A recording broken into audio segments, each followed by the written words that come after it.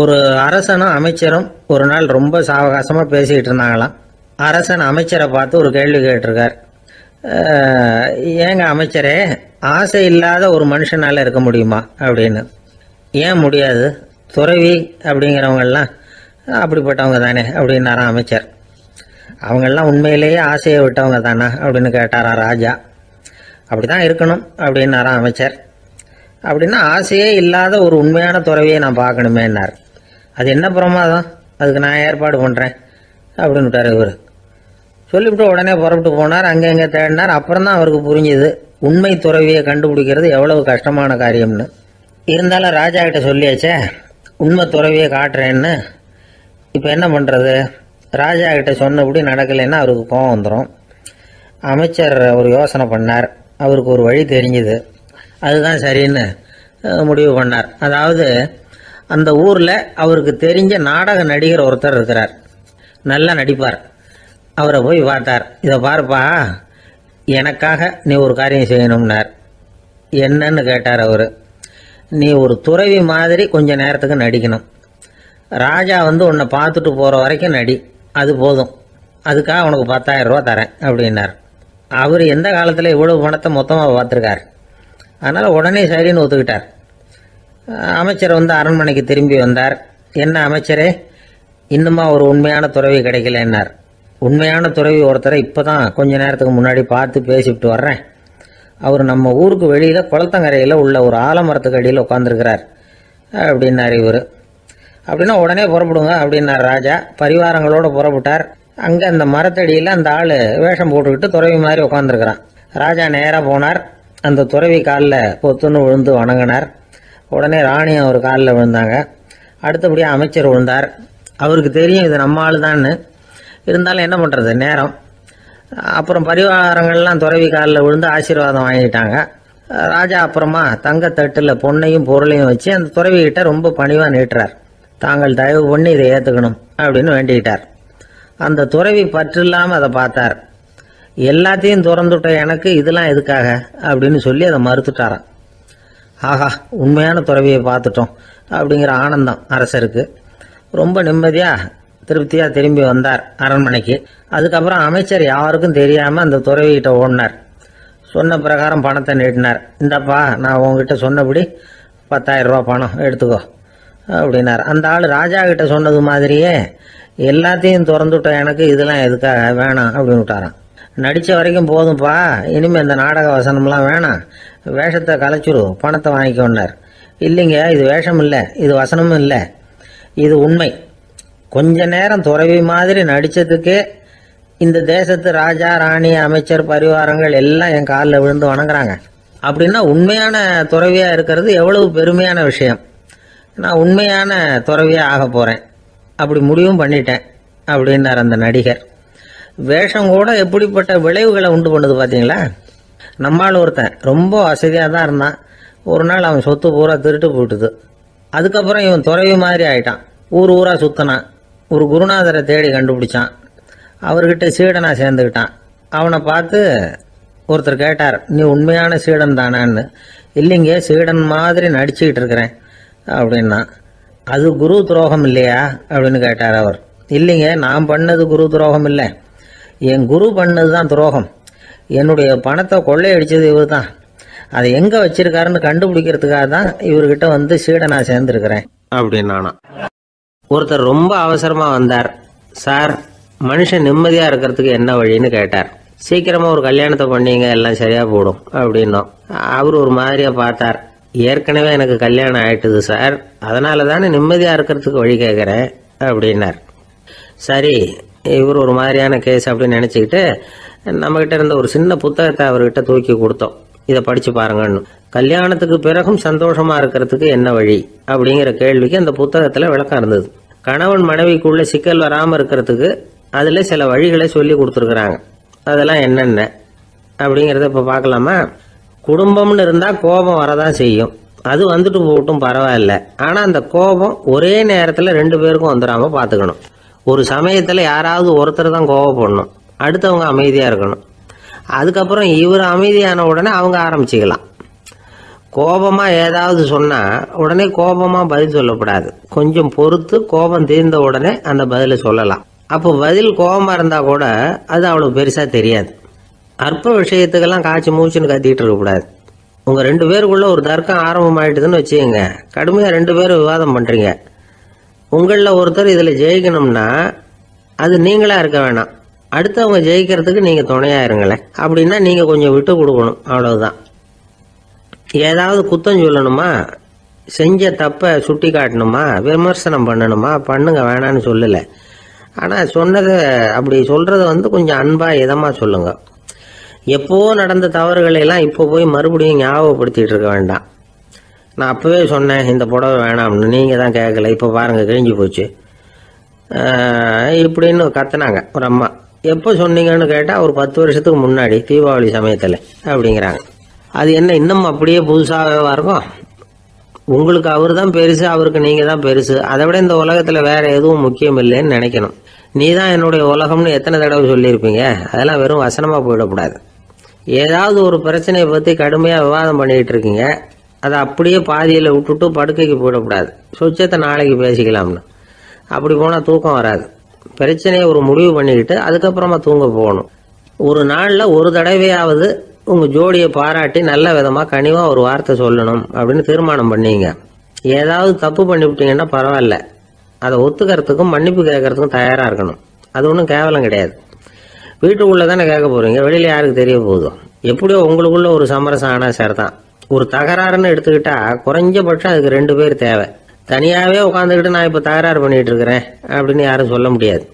2 பேர் தகராறு பண்ணுறாங்கன்னா பொதுவாக அந்த 2 பேரில் யார் அதிகமாக பேசுகிறாங்களோ அவங்க பேரில் தான் தப்பு இருக்கும். அதை மனசில் வச்சுக்கணும்.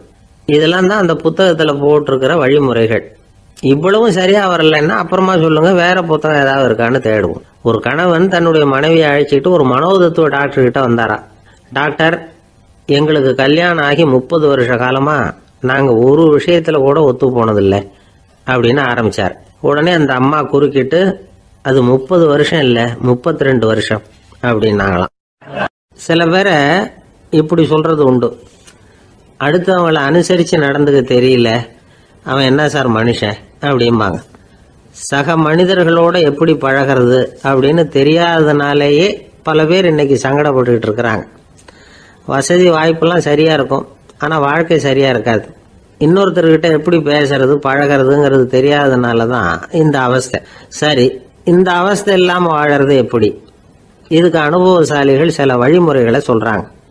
அதெல்லாம் என்னென்னங்கிறத இப்போ தெரிஞ்சுக்குவோம். முதல்ல நம்ம நாக்கு நம்ம கண்ட்ரோலில் இருக்கணும். வார்த்தைகளை கொட்டி விட்டு அதுக்கப்புறம் அள்ள முடியாமல் கிடந்து கஷ்டப்படக்கூடாது. எப்படி பேசுகிறோங்கிறதும் முக்கியம், பேசுகிறப்ப எப்படி முகத்தை வச்சிருக்கிறோங்கிறதும் முக்கியம். அன்பாக பேசினாலும் நல்லா இருக்கும். அப்படி பேசுகிறப்ப ஆதரவாக அவர் தோள் மேலே ஒரு கையை போட்டுக்கிட்டு பேசினா இன்னமும் நல்லா இருக்கும். 2வது விஷயம், இன்னொருத்தர்கிட்ட பேசுகிறப்போ வாக்குறுதிகளை அள்ளி வீசக்கூடாது. கொடுக்குற வாக்குறுதி குறைச்சலாக இருக்கணும். அப்படி கொடுத்த வாக்குறுதியை கண்டிப்பாக நிறைவேற்றணும். நாம் ஒருத்தரை பாராட்டுறோம் அல்லது அவரை பற்றி அபிப்பிராயம் சொல்கிறோம்னா அது ஆக்கப்பூர்வமாக இருக்கணும். நம்ம பாராட்டு அல்லது விமர்சனம் அடுத்தவருடைய முன்னேற்றத்துக்கு உதவுறது மாதிரி இருக்கணும். நாம் சொல்கிறத கேட்டுட்டு அவன் தலையில் கையை வச்சுட்டு உட்காந்துடக்கூடாது. எப்பவும் உற்சாகமாக இருக்கணும், முகம் மலர்ச்சியாக இருக்கணும். மனுஷன் இருந்தால் வருத்தம், கவலை, ஏமாற்றம் எல்லாம் இருக்க தான் செய்யும். அதெல்லாம் மனசில் இருக்கட்டும். அந்த வருத்தமும் கவலையும் ஏமாற்றமும் சேர்ந்துக்கிட்டு நம்ம முகத்தில் இருக்கிற மலர்ச்சியை மூடி மறைக்கிறதுக்கு நாம் இடம் கொடுத்துடக்கூடாது. எந்த விஷயத்தை பற்றி யாருக்கிட்ட பேசினாலும் வெளிப்படையாக பேசணும், திறந்த மனசோட பேசணும். மூடி மறைச்சி முன்னு மூங்கிக்கிட்டு இருக்கக்கூடாது. இன்னொருத்தர்கிட்ட பேசுகிறப்போ விவாதம் பண்ணுங்க, அது தப்பு இல்லை. ஆனால் வாதாடிக்கிட்டு இருக்கக்கூடாது. அதாவது என்ன சொல்கிறாங்கன்னா, டிஸ்கஸ் பண்ணலாம், ஆர்கியூ பண்ணக்கூடாதான்.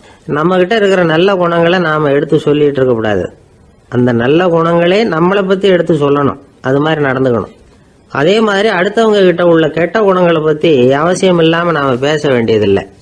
உங்களை பற்றி யாராவது தப்பாக பேசுகிறாங்களா, அப்படி அவங்க பேசுகிறதுல உண்மை இல்லையா அப்படின்னா அதை நீங்கள் பொருட்படுத்த வேண்டியதில்லை, விட்டுடலாம். அது தானாக போயிடும். ஒரு 4-5 பேரோட பேசிக்கிட்டு இருந்தீங்கன்னா எல்லாருக்கும் முக்கியத்துவம் கொடுங்க, யாரையும் அலட்சியப்படுத்தாதீங்க. தமாஷா பேசலாம், ஆனால் உங்கள் தமாஷ் அடுத்தவங்களை கேலி பண்ணுறதா இருக்கக்கூடாது. நமக்கு கிடைக்க வேண்டியது கிடைக்கலையே அப்படிங்கிற தவிப்பு நம்மக்கிட்ட இருக்கக்கூடாது. அது தேவையில்லை. உங்கள் செயல்பாடுகள் தெளிவாக இருக்கட்டும், பாராட்டு தானாக அவங்கள தேடிட்டு வரும். இன்னொரு மனுஷனுடைய மனசில் கௌரவமான ஒரு இடத்த பிடிக்கணும்னா நாம் இந்த குணத்தை எல்லாம் நம்மகிட்ட வளர்த்துக்கணும். இதெல்லாம் அனுபவசாலிகள் சொல்லியிருக்கிற குறிப்புகள். இந்த குறிப்புகளை சரியாக புரிஞ்சுக்கணும், அது முக்கியம். தப்பாக புரிஞ்சுக்கிட்டா என்ன ஆகும் தெரியுமா? இதை கேளுங்க. ஒருத்தர் வந்தார், சார் அடுத்தவங்க தோள் மேலே கையை போட்டுக்கிட்டு அன்பாக பேசணும்னு சொன்னீங்க, அப்படி தான் பேசினேன். அவர் முதுகை கூட தட்டி கொடுத்தேன், என் வேலை போயிட்டுது சார், வீட்டுக்கு அனுப்பிச்சிட்டாங்க அப்படின்னார். யாருக்கிட்ட அப்படி பேசுனீங்கன்னு கேட்டோம். என் முதலாளிகிட்ட சார் அப்படிங்கிறார் ரொம்ப சோகமா. ஒரு ஊரில் ஒரு குரு இருந்தார், ஜென் குரு. அவரை தேடிட்டு ஒரு மன்னர் வந்தார். வந்தவர் ஜப்பான் மன்னர். தோட்டக்கலையை பற்றி தெரிஞ்சுட்டு போகிறதுக்காக அவர் வந்தார். எப்படி தோட்டம் அமைக்கிறது அப்படிங்கிறத பற்றி அந்த குரு விவரமாக சொல்லி கொடுத்தாரு. ஒரு நாள் 2 நாள் இல்லை, 3 வருஷம் கற்றுக் கொடுத்தார். அதுக்கப்புறம் சொன்னார், நான் கற்றுக் கொடுத்துட்டேன், இனிமேல் நீங்கள் போகலாம், போய் தோட்டம் அமைக்கலாம், அதுதான் உங்களுக்கு பரிசை. தோட்டம் அமைச்ச பிறகு சொல்லி அனுப்புங்க, நான் வந்து பார்க்குறேன். நீங்கள் இங்கே என்னவெல்லாம் கற்றுக்கிட்டீங்களோ அதையெல்லாம் அங்கே செயல்முறையில் செஞ்சு காட்டுங்க அப்படின்னு சொல்லி அனுப்பி வச்சார். மன்னர் போனார். அரண்மனைக்கு பக்கத்திலே ஒரு பெரிய தோட்டத்தை உண்டு பண்ணினார். அழகான மரங்களையும் செடிகளையும் உருவாக்கினார். கிட்டத்தட்ட 1000 தோட்டக்காரர்களை பயன்படுத்தி 3 வருஷங்கள் முயற்சி பண்ணி அந்த அழகான தோட்டத்தை உருவாக்கினார். குருகிட்ட இருந்து செய்தி வந்தது, நாளைக்கு வந்து தோட்டத்தை பார்க்குறேன் அப்படின்னு. மன்னர் உடனே சுறுசுறுப்பாயிட்டார். முதல் நாளே தோட்டத்தை சுத்தப்படுத்தினார். ராத்திரி பூரா யாரும் தூங்கலை. எல்லாருக்கும் தோட்டத்தை ஒழுங்குபடுத்துகிற வேலை. அது அந்தந்த இடத்துல ஒழுங்காக இருக்குதா அப்படின்னு சரி பார்த்தாங்க. ஒரு தவறும் இல்லாத வகையில் அதை ஒழுங்குபடுத்தினாங்க. மறுநாள் குரு வந்தார், தோட்டத்தை பார்த்தார். அவருக்கு கோபம் வந்துட்டுது. மன்னருக்கு ஆச்சரியம், எப்பவும் சிரிச்சுக்கிட்டே இருக்கிறவர் இப்போ இப்படி இருக்கிறாரே அப்படின்னு. மெதுவாக குருக்கிட்ட போய் எல்லாம் சரியாக தானே இருக்குது அப்படின்னார். எல்லாம் சரிதான், ஆனாலும் எங்கே அந்த பொன்னிற காற்று அப்படின்னார். உதிர்ந்த இலைகள், பொன் மஞ்சள் நிற இலைகள் காற்றில் அப்படி புரண்டு ஓடுவதை நான் பார்க்க முடியவில்லையே அப்படின்னாராம். அது இல்லாமல் இந்த தோட்டம் உயிரோட்டம் உள்ளதா இருக்காது, இதில் பாடல் இல்லை, ஆடல் இல்லை, அதெல்லாம் இல்லாமல் இந்த தோட்டம் ரொம்பவும் செயற்கையாக தெரியுதேன்னாராம். மன்னர் இப்போதான் யோசனை பண்ணார். கீழே கிடந்த காஞ்சி போன இலைகள் மட்டும் இல்லை, மரத்தில் இருந்த காஞ்சி போன இலைகளையும் அப்புறப்படுத்தி சுத்தமாக வச்சிருக்கிறார். இறப்பும் வாழ்க்கையினுடைய ஒரு பகுதி தான். மரணம்ங்கிறது வாழ்க்கைக்கு எதிரானது அல்ல, அதை நிரப்பும் ஒரு பகுதி தான் அது. மரணம் இல்லையில் வாழ்க்கையே இல்லை அப்படிங்கிறது பெரியவங்க கருத்து. இப்போ அந்த தோட்டம் அழகாக தான் இருக்குது, இருந்தாலும் அது ஒரு ஓவியம் மாதிரி உயிர் இல்லாமல் இருக்கு. குரு ஒரு வாளியை கையில் எடுத்துக்கிட்டார். தோட்டத்தை விட்டு வெளியில் போனார். ஏற்கனவே வீசி எறிந்த அந்த சருகுகளை எல்லாம் அள்ளி கொண்டுகிட்டு வந்தார். உள்ள எல்லா இடங்கள்லையும் அதை வீசினார். உடனே காற்று அந்த காய்ந்த சருகுகளையும் பழுத்த இலைகளையும் அசைக்க ஆரம்பிச்சுட்டுது. இப்போ அங்கே சலசல சத்தம், சங்கீதம், இலைகளின் நடனம், ஓவியம் மாதிரி இருந்த அந்த தோட்டத்துக்கு இப்போ உயிர் வந்துட்டுது. இதுதான் அந்த பொன்னான காற்று அப்படின்னாராம் குரு. மன்னருக்கு புரிஞ்சுது. மிகப்பெரிய ஜென் கேள்வி ஒன்று உண்டு. உம்மான் அப்படிங்கிற ஒரு பெரிய குருவை பார்த்து துறவி ஒருத்தர் கேட்டாராம், இலைகள் எல்லாம் கீழே விழுந்து மரங்கள் மொட்டையாக இருக்கும் பொழுது என்ன நடக்கும்? இதுதான் கேள்வி. இதுக்கு உம்மான் சொன்ன பதில் பொன்னான காற்று, தி கோல்டன் விண்ட் அப்படின்னாராம். இதுக்கு என்ன விளக்கம்னா, உன்னுடைய எண்ணங்கள் எல்லாம் உன்னுடைய மனசிலிருந்து கீழே விழுந்து உனது உள்ளுணர்வானது மொட்டையாக நிற்கும் நிலைதான் அது. உனது வேர்களின் அருகில் காற்று வீசுகிறது. எல்லா எண்ணங்களும் உன்னிலிருந்து வெகு தூரத்துக்கு புரண்டு கொண்டே சென்று விடுகிறது.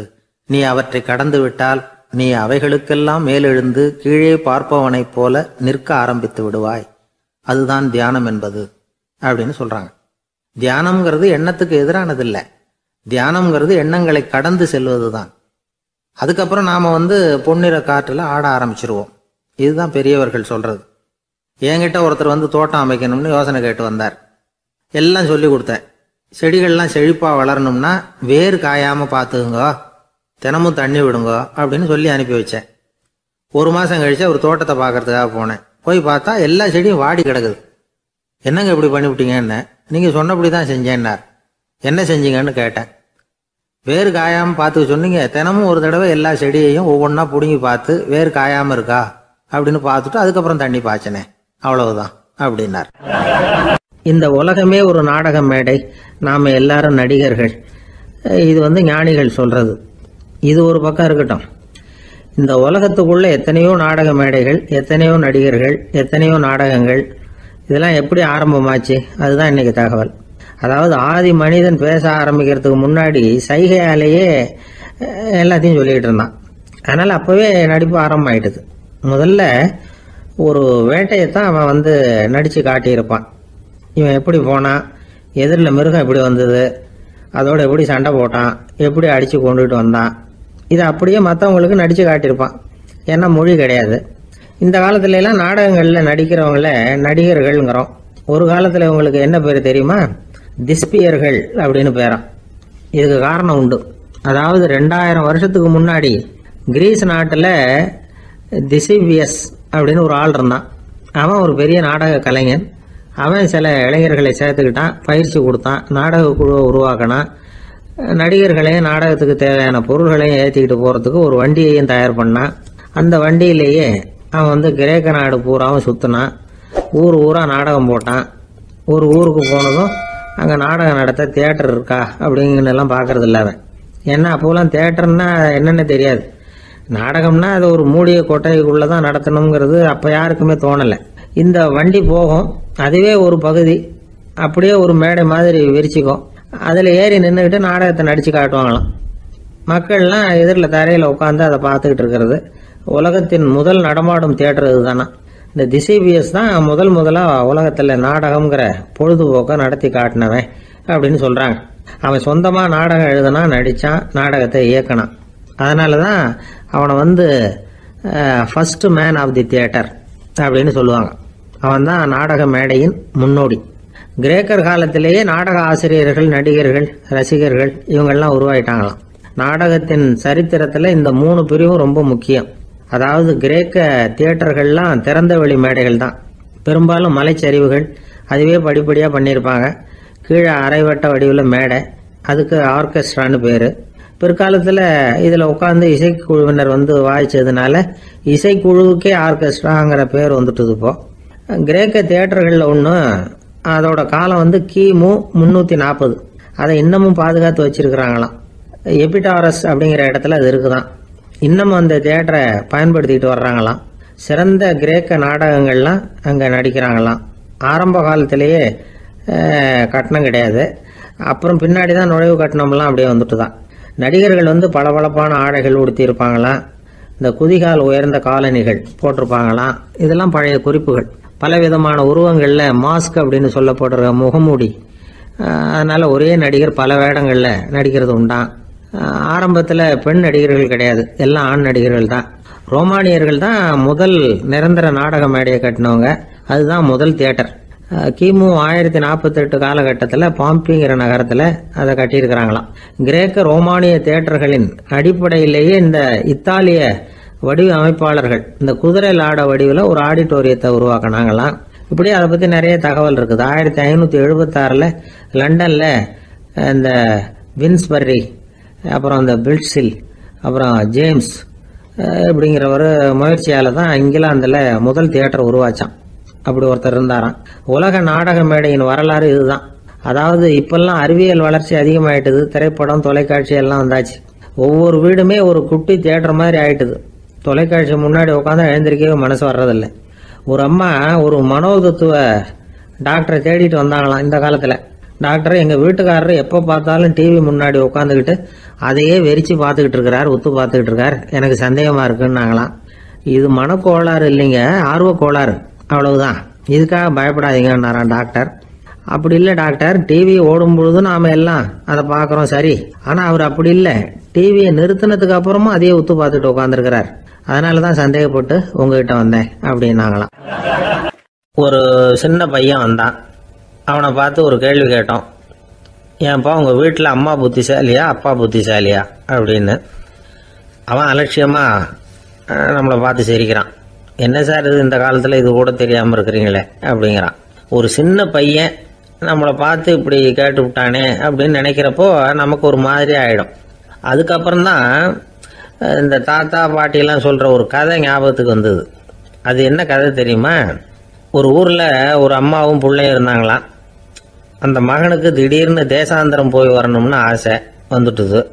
ஊர் ஊராக போய் சுற்றி பார்க்கணுங்கிற ஆசை. அந்த அம்மாவுக்கு இது பிடிக்கல. மகனை பிரிஞ்சு இருக்கிறதுக்கு அவங்க மனசு இடம் கொடுக்கல. வேணாப்பான்னு சொல்லி பார்த்தாங்க, அவன் கேட்கல. திடீர்னு புறப்படவும் செஞ்சுட்டான். சரி, இனிமேல் அவனை தடுக்க முடியாதுன்னு முடிவு பண்ணிக்கிட்டாங்க அந்த அம்மா. இருந்தாலும் புத்திசாலித்தனமாக ஒரு யோசனை பண்ணாங்க. மகனை கிட்டத்தில் கூப்பிட்டாங்க. அவங்ககிட்ட சொன்னாங்க, இதை பாருப்பா, நீ தேசாந்திரம் போகிறதுன்னு தீர்மானம் பண்ணிவிட்ட, அதை நான் தடுக்கலை, போயிட்டு வந்துடும். ஆனால் போகிறதுக்கு முன்னாடி எனக்கு ஒரு வாக்குறுதி கொடுத்துட்டு போ அப்படின்னாங்க. போகிறப்போ ராத்திரியாக இருந்தாலும் பகலாக இருந்தாலும் சரி, புளிய மரத்து நிழலில் தான் தங்கணும். திரும்பி வர்றப்போ இரவும் பகலும் நீ வேப்ப மரத்து நிழல்லே தங்கணும் அப்படின்னாங்க. சரி, அப்படியே செய்கிறேன்னு சொல்லி வாக்குறுதி கொடுத்தான் பையன். புறப்பட்டு போனான். போகிற வழியில் புளிய மரத்து நிழல்லே தங்கினான், தூங்கினான். அப்படி போய்கிட்டே இருந்தான். 7வது நாள் அவன் உடம்பு சுகமில்லாமல் போயிட்டுது. ரொம்பவும் பலவீனமாயிட்டான். இனிமேல் நடக்க முடியாதுங்கிற நிலைமை வந்துட்டுது. யோசிச்சு பார்த்தான். சரி, இதுக்கு மேலே போக வேண்டாம் அப்படின்னு முடிவு பண்ணிட்டு திரும்பி வர ஆரம்பிச்சிட்டான். திரும்பி வர்றப்போ வழியில் வேப்ப மரத்து நிழல்லையே தங்கி வந்தான். நாளுக்கு நாள் உடம்பு சரியாக வந்துட்டுது. 7வது நாள் வீட்டுக்கு சேர்றான். உடம்பு பழையபடியே கலகலப்பாயிட்டுது. பூரண சுகம். தேசாந்திரம் போன பையன் திரும்பி வந்துட்டானே அப்படின்னு அந்த அம்மா ஆச்சரியப்படலை. ஏன்னா அவங்களுக்கு தெரியும் இப்படி ஆகும்னு. பையன் சீக்கிரமாக திரும்பி வரணுங்கிறதுக்காக தான் அவங்க அந்த யோசனையை சொன்னாங்க. என்ன விஷயங்கிறதையும் அவங்களே சொன்னாங்க. மகனே, புளிய மரத்து நிழல் உடம்புக்கு உஷ்ணத்தை கொடுக்கும், சீக்கம் உண்டாக்கும். அதனால் நீ தொடர்ந்து புளிய மரத்து நிழலில் தங்கினாவே நோய்க்கு ஆளாயிட்ட. அதனால் நல்ல பயணத்தை முடிச்சுக்கிட்டு திரும்பி வரணுங்கிற முடிவுக்கு வந்துட்ட. திரும்பி வர்றப்போ நீ தங்கினது வேப்ப மரத்து நிழல். அது உடம்புக்கு குளிர்ச்சியை தரக்கூடியது, நோயை தீர்க்கக்கூடியது. அதனால் சுகமாக வீட்டுக்கு சேர்ந்துட்ட. உன்னோட தேசாந்திர பயணத்தை தடுக்கிறதுக்காக தான் இப்படி பண்ணினேன் அப்படின்னாங்களாம் அந்த அம்மா. பார்த்தீங்களா அம்மாவோட புத்திசாலித்தனத்தை? அப்பாவாக இருந்தால் இப்படியா பண்ணுவார்? ஒரு அப்பா பையன்கிட்ட 10 ரூபா கொடுத்து இதை எடுத்துக்கிட்டு அடுத்த ஊருக்கு போய் அங்கே இருக்கிற மாமா கிட்ட இதை கொடுத்துட்டு வாடா, வழியில் எங்கேயாவது மரத்தடியில் படுத்து தூங்கி விடாதே அப்படின்னு எச்சரிக்கை பண்ணி அனுப்புனாராம். பையனுக்கு எச்சரிக்கையாக வாழறது எப்படிங்கிறத கற்றுக் கொடுக்கறதுக்காக இப்படி பண்ணார். அவன் பணத்தை வாங்கிக்கிட்டு போனான். அப்பா சொன்னதை மறந்துட்டு ஒரு மரத்தடியில் படுத்து தூங்கிட்டான். அவனுக்கு தெரியாமல் அவன் பின்னாடியே போன அப்பா அவன் கையில் இருந்த அந்த 10 ரூபாயை நைஸாக எடுத்துகிட்டு வந்துட்டார். அவன் பையில் தானே வச்சுருந்தான், அது தெரியாமல் எடுத்துகிட்டு வந்துட்டார். அவன் தூங்கிக்கிட்டு இருக்கான். எடுத்துகிட்டு ஒரு மறுபடியும் வீட்டுக்கு வந்துட்டார். பையன் முழிச்சுக்கிட்டு பையை தடவி பார்க்குறான், பணத்தை காணும். அழுதுகிட்டே திரும்பி வந்தான். அப்பா கிட்ட விஷயத்த சொன்னான். அப்பா சிரிச்சுக்கிட்டே சொன்னார், அதுக்கு தான்ப்பா ஆரம்பத்திலேயே எச்சரிக்கை பண்ணினேன், இனிமேலாவது நீ ஜாக்கிரதையாக இருக்கணும் அப்படிங்கிறதுக்காக தான் இப்படி பண்ணினேன். அந்த பணம் எங்கேயும் போயிடல, நான் தான் அதை உனக்கு தெரியாமல் எடுத்து வச்சிருக்கிறேன். இதோ பாரு அப்படின்னு சொல்லிட்டு சைடு பாக்கெட்டில் கையை விட்டா அது ஓட்டையாக இருக்குது. அதை எவனோ ஏற்கனவே கத்திரிச்சு எடுத்துகிட்டு போயிட்டான். இப்போ அப்பா முகத்தில் அசடு வழிஞ்சுதான். ஒரு ஆள் இருந்தான், நிறைய பணம் சம்பாதிச்சான். ஆனால் செலவு பண்ண மனசு வரல, கருமி. அவன் என்ன பண்ணா, சேர்த்த பணம் பூராவையும் ஒரு மரத்தடியில் புதைச்சி வச்சுருந்தான். வாரத்துக்கு ஒரு தடவை அந்த மரத்தடிக்கு வருவான். புதைச்ச இடத்த ஆவலோடு பார்த்துக்கிட்டு இருப்பான். அதுக்கப்புறம் போயிடுவான். அவ்வளவுதான். ஒரு நாள் ஒரு திருடன் வந்தான். இவன் புதைச்சி வச்சுருந்ததெல்லாம் எடுத்துகிட்டு போயிட்டான். இது தெரிஞ்சு போச்சு. அந்த கருமி புலம்ப ஆரம்பிச்சிட்டான். இவன் புலம்பலை கேட்டதும் அக்கம் பக்கத்தில் இருந்தவங்கெல்லாம் ஓடி வந்தாங்க. என்ன விஷயம்னு விசாரித்தாங்க. இவன் சொன்னான். ஒரு பெரியவர் கேட்டார், ஏப்பா வாரம் இந்த இடத்த பார்க்கறதாக சொன்னியே, எப்போவாவது இதில் இருக்கிற பணத்தை எடுத்து செலவு பண்ணியிருக்கியா அப்படின்னு கேட்டார். நான் அப்பப்போ அதை பார்க்கறது தான் வழக்கம், அதை தொட்டதே இல்லைன்னு அவன். சரி அப்படின்னா இப்போவும் நீ அதே மாதிரி வாரம் ஒரு தடவை இந்த இடத்த பார்த்துட்டு போகலாமே அப்படின்னாராம் அந்த பெரியவர். அதுவும் சரிதானே, எவ்வளவு காலமானாலும் அவன் அந்த பணத்தை எடுத்து செலவு பண்ண போகிறதில்ல. அப்படி இருக்கிறப்ப உள்ளே பணம் இருந்தாலும் ஒன்று தான், இல்லாமல் போனாலும் ஒன்று தான். இதிலிருந்து என்ன புரியுதுன்னா, ஒருத்தர்கிட்ட இருக்கிற பணத்தை கொண்டு அவர் பணக்காரரா ஏழையா அப்படின்னு முடிவு செய்கிறது சரியில்லை. அந்த செல்வத்தை அனுபவிக்கிற திறன், பயன்படுத்துகிற திறன், அதை வச்சு தான் அவர் ஏழையா பணக்காரரா அப்படிங்கிறத நிர்ணயம் பண்ணணும். அதுதான் சரி. செலவு பண்ண தெரியாதவன் சேகரம் பண்ணிகிட்டே இருக்கிறதுனால என்ன பிரயோஜனம்? தலைமுடியே இல்லாதவன் தாராளமாக சீப்புகளை வாங்கி சேகரம் பண்ணுறது மாதிரி தானே இது. சில சமயம் செலவு பண்ண நாம் தயாராக இருந்தால் கூட அந்த செல்வம் நமக்கு பயன்படுறதில்ல. அரேபியாவில் ஒரு நகை வியாபாரி விலை உயர்ந்த முத்துக்களை எல்லாம் அவர் வச்சு வியாபாரம் பண்ணிகிட்டு இருந்தார். அவர் ஒரு சமயம் ஒரு பாலைவனம் வழியாக போயிட்டு இருக்கிறார் ஒட்டகத்தில்.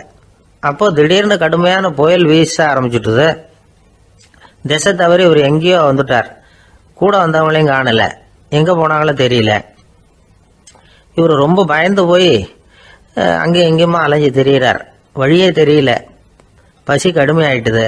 ஒட்டகத்து முதுகில் ஒரு மூட்டை இருந்தது. அதை பிரித்து பார்த்தார். உள்ளே ஏதாவது இருக்கான்னு தேடி பார்க்குறார். அது வரைக்கும் கண்ணில் தட்டுப்படாத அபூர்வமான ஒரு பை கண்ணில் பட்டுது. ஆஹா, அதில் ஏதாவது சாப்பிட்றதுக்கு இருக்கும் அப்படின்னு நினச்சி ஆவலாக அதை பிரித்து பார்க்குறார். அந்த பையில் விலை உயர்ந்த முத்துக்கள் நிறைய இருந்துதான். அப்போ தான் அவர் நினச்சாராம், விலை உயர்ந்த முத்துக்கள் கூட சாப்பிட்றதுக்கு உணவாக முடியாது அப்படிங்கிறத புரிஞ்சுக்கிட்டாராம். எந்த நேரத்தில் எது நமக்கு தேவையோ அது நமக்கு தாராளமாக கிடைக்கணும். அப்படி அது கிடைக்கிறதுக்கு நம்மக்கிட்ட இருக்கிற செல்வம் பயன்படணும். அது நமக்கும் பயன்படலாம், நம்ம மூலமாக அடுத்தவங்களுக்கும் பயன்படலாம். அதுதான் செல்வத்தின் பயன். ஒரு மரத்தடியில் ஒருத்தன் உட்காந்து அழுதுகிட்டு இருந்தான். அந்த பக்கமாக வந்த இன்னொருத்தன் ஏப்பா அழுதுகிட்டு இருக்கிறேன்னு கேட்டான். இந்த இடத்துல தான் பூமிக்கு அடியில் பணம் இருக்குது, புதைச்ச இடம் தெரியல, அதான் அழறேன் அப்படின்னா. நல்லா ஞாபகப்படுத்தி பாரு, எந்த இடத்துல புதைச்ச அப்படின்னு கேட்டான் இவன். அது எப்படி எனக்கு தெரியும், புதைச்சி வச்சிருக்கிறவன் நான் இல்லையே, எங்கள் எழுத்து வீட்டுக்காரன் அப்படின்னானா இவன். அந்த ஆள் என்னை கண்ணா பண்ணான்னு திட்டி விட்டான் சார், அதை நினச்சா எனக்கு ரொம்ப வருத்தமாக இருக்குது அப்படின்னு சொல்லி கவலைப்பட்டார் ஒருத்தர். இதில் கவலைப்படுறதுக்கு என்ன இருக்குது அப்படின்னார் ஒரு பெரியவர். அவர் ஒரு மகான். என்ன சார் இப்படி சொல்கிறீங்க, ஒருத்தர் நம்ம பார்த்து திட்டுனா வருத்தமாக இருக்காதா அப்படின்னார். அது எப்படி வருத்தமாக இருக்கும், திட்டுறதுங்கிறது என்ன, அது வெறும் சத்தம் தானே அப்படின்னார் அந்த பெரியவர். நம்ம ஆளுக்கு தலையை பிச்சுக்கலாம் போல இருந்தது. இருக்காது அப்படின்னா நமக்கு அப்படி தானே தோணுது. அந்த பெரியவர் சொல்கிறது ரொம்ப பெரிய விஷயம். அதை நாம் புரிஞ்சிக்க முயற்சி பண்ணலாம்னா நடைமுறை வாழ்க்கைக்கு அது ஒத்து வர்றது மாதிரி தெரிய மாட்டேங்குது. இருந்தாலும் அந்த பெரியவர் அதுக்கு என்னதான் விளக்கம் கொடுக்குறாருன்னு பார்ப்போமே. ஒரு ரயில் போயிட்டுருக்கு, அதில் ஒரு சாது போயிட்டுருக்கார். அந்த ரயில் அவர் ஹரித்வாரம் போயிட்டுருக்கார். அவர் ரயிலில் ஏகப்பட்ட கூட்டம். நம்ம ஊர் ரயில் கேட்க வேணும், டிக்கெட் வாங்கிட்டு கொஞ்சம் பேர், வாங்காத கொஞ்சம் பேர். அது என்னத்துக்கு அனாவசியமாக டிக்கெட் அப்படிங்கிற நினப்பில் பாதி பேர். இந்த கூட்டத்துக்கு மத்தியில் அந்த சாதுவும் போயிட்டுருக்கிறார். உட்கார்றதுக்காக இருந்த இடத்துல ஒரு ஆள் படுத்துருக்கிறான். கொஞ்சம் முரட்டு ஆசாமி. அவன் காலு பக்கத்தில் கொஞ்சோண்டு இடம் பாக்கி இருந்தது. அந்த இடத்துல இந்த சாது உட்காந்துருந்தார். மெதுவாக உட்காந்துக்கிட்டார் போய். ஆனால் அந்த ஆள் ராத்திரி பூரா இவரை காலால் உதச்சிக்கிட்டே இருக்கிறான். அது இவருக்கு ரொம்ப அவமானமாக பட்டுது. அதனால் துக்கம் ஏற்பட்டது. இருந்தாலும் அதை ஒரு மாதிரியாக சகிச்சுக்கிட்டே இவர் வந்து சேர்ந்தார். பொழுது விடிஞ்சது. அந்த சாது ஹரித்வார் வந்து சேர்ந்தார். அங்கே ஒரு பெரிய ஞானியை சந்தித்தார். ராத்திரி ரயிலில் அந்த ஆள் உதைச்சதையும் அதனால் தனக்கு ஏற்பட்ட துக்கத்தையும் இந்த சாது அந்த ஞானிகிட்ட சொன்னார். சொல்லிவிட்டு, ஏன் சுவாமி, எனக்கு துக்கம் ஏற்பட்டதே அது தப்பா அப்படின்னு கேட்டார். தவறுதான்னார் அந்த ஞானி. உனக்கு இன்னமும் தேக அபிமானம் போகலைங்கிறது தான் அது காட்டுது. அஷ்டாவக்கிரர் என்ன சொல்றார் தெரியுமா, உண்மையான ஞானி யாராவது தன்னை வந்தனை செய்தால் அதற்காக சந்தோஷப்பட மாட்டார், யாராவது நிந்தனை செய்தால் அதற்காக வருத்தப்பட மாட்டார் அப்படின்னு சொல்றார். நிந்தனைங்கிறது ஒரு ஒலி தான். தேகாபிமானம் இருக்கிற வரைக்கும் இந்த ஒலி நம்மளை வேதனைப்படுத்தும். நான் தேகம் இல்லை, ஆத்மா அப்படிங்கிற நினைவு இருந்தா இந்த ஒலி நம்மளை பாதிக்காது. மனு என்ன சொல்றார் தெரியுமா, ஒரு சாதகன் பாராட்டுதலை விஷம்னு நினைச்சு பயப்படணும், அவமானத்தை அமிர்தம்னு நினைச்சு சந்தோஷப்படணுங்கிறார். அவமானப்பட்டா கவலைப்படாமல் எப்படி இருக்க முடியும் அப்படின்னு தான் நமக்கு தோணும். அதனால தான் நம்மள யாரும் இதுக்கு உதாரணமாக யாரையும் காட்ட முடியல. புத்தரையும் கபீரையும் உதாரணமாக காட்டுறாங்க. அவங்களுக்கெல்லாம் அவமானம் ஏற்பட்டப்போ கவலையே படலையாம். புத்தரை அவமானப்படுத்தணுங்கிறதுக்காக கௌசாம்பி ராணி ஒரு இளம் பெண்ணை கொலை பண்ணி சடலத்தை புத்தர் குடிசைக்கு முன்னாடி போட சொன்னார். போட்டாங்க. புத்தர் தான் அந்த பொண்ணை கெடுத்து கொலை பண்ணி விட்டாருன்னு எல்லாரும் நினைச்சாங்க. ஆனால் புத்தர் இதை பற்றி கவலையே படலை. அப்புறமா உண்மை தெரிஞ்சதும் புத்தர் புகழ் இன்னும் அதிகமாயிட்டுது. ஒரு பெரிய சபையில் ஒரு மோசமான பொண்ணு நுழைஞ்சி தனக்கும் கபீருக்கும் சம்பந்தம் உண்டுன்னு சொன்னா. கபீர் கவலைப்படலை. அவங்க மாதிரியெல்லாம் நாமளும் இருக்க கற்றுக்கணும். நிந்தனை, அபகீர்த்தி, அவமானம் எல்லாம் ஆண்டவன் கொடுக்கிற பிரசாதம்னு நினைக்கணும் அப்படின்னு சொல்றார் அந்த ஞானி. இதை கேட்ட இந்த காலத்து ஆசாமி ஒருத்தர், நான் கூட அப்படிதான் சார், யாராவது அவமானப்படுத்தினா கவலைப்பட மாட்டேன். நேற்று கூட ஒருத்தர் என்ன பலார்னு அரைஞ்சுட்டார், நான் கொஞ்சம் கூட கவலைப்படலை, பேசாமல் வந்துட்டேன்னார். ஏன் அப்படி வந்துட்டீங்க அப்படின்னு. அவர் அரைஞ்சதுலேயும் ஒரு அர்த்தம் இருந்தது, அதனால தான் அப்படி வந்துட்டேன்னார். ஏன் அரைஞ்சாருன்னு கேட்டேன். 10 வருஷத்துக்கு முன்னாடி 15 ரூபா அவர்கிட்ட கடன் வாங்கினேன், அதை கேட்டு கேட்டு பார்த்துட்டு கடைசியாக தான் அரைஞ்சார் அப்படின்னார். ஆண்ட